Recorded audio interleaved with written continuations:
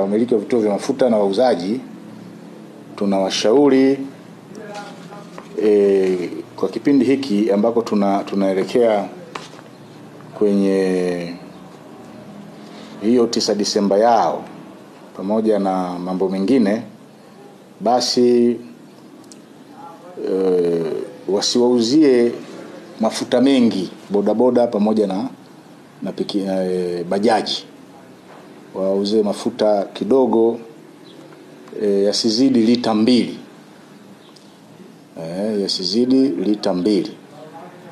Kwa sababu unapowauzia mafuta mengi ni kuwawezesha kufanya movement za kutoka point A kwenda point B na kuendelea kufanya uharibifu. Kwa hiyo mafuta yanapokuwa mengi ni kama yanahamasisha, yanawapa nguvu ya kuweza kusafiri kutoka sehemu moja kwenda nyingine hawa waharibifu. Kwa hiyo upande wa vituo vya mafuta tunajaribu watuelewe, tunajaribu kuwaelimisha watuelewe, kwa sababu wao ni wadau muhimu katika usalama wa wilaya yetu ya Chunya. Lakini pia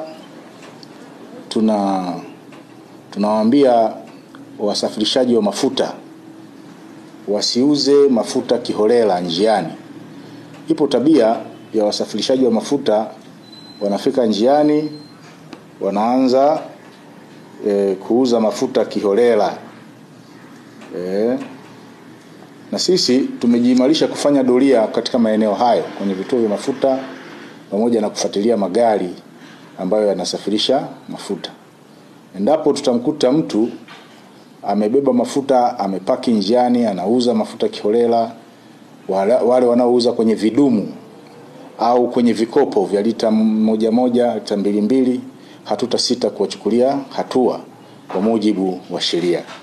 Kwa sababu watu wanaonunua mafuta kiholela kwenye vidumu, kwenye vichupa vidogo, hao ndio wanachukua hayo mafuta, wanaenda kuharibu miundombinu na kuchoma majengo ya watu pamoja na majengo mengine ya serikali.